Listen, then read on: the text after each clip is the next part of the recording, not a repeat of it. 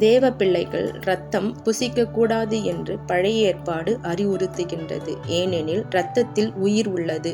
எனவே உயிராக கருதப்படும் இரத்தத்தை குடிக்காதே என்று கட்டளையாக எழுதப்பட்டுள்ளது. ஆனால் புதிய ஏற்பாட்டில் கிறிஸ்தவர்கள் இரத்தம் குடிக்கலாம், அதாவது உயிராக கருதப்படும் இரத்தத்தை குடிக்க வேண்டும் என்று கட்டளையாக சொல்லப்பட்டுள்ளது.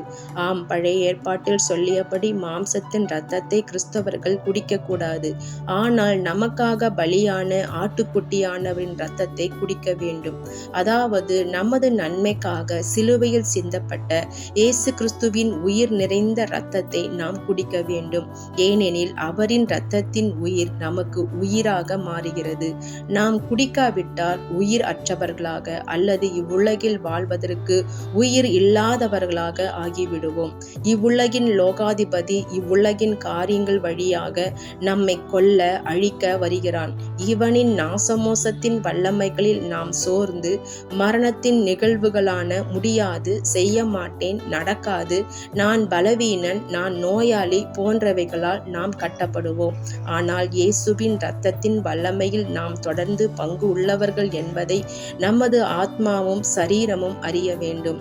நமது எதிராளியாகிய சாத்தானும் அறிய நாம் பானம் பண்ண வேண்டும். நாம் அவரின் சரீரத்தையும் இரத்தத்தையும் புசித்து குடிக்கும்போது நாம் அழியாத உயிருடனும் வாழ்கிறோம் என்றும், மேலும் நீ உயிர் பிழைக்க நான் உனக்கு உணவாக உள்ளேன் என்றும், நீ மரிப்பதில்லை, நீ பிழைத்திருக்கிறாய் என்றும், நாம் கடைசி நாளில் எழும்ப போகிறவர்கள் அல்லது சரீர மரணம் இல்லாமல் அவரை சந்திக்க போகிறவர்கள் என்றும், நாம் அவரில் தொடர்ந்து நிலைத்திருக்கிறோம் என்றும் நமக்கு நாமே ஞாபகப்படுத்தவும் செய்கிறார். பரிசுத்த திருவிருந்து பந்தியை அநேக மக்கள் தவற விடுகிறார்கள்.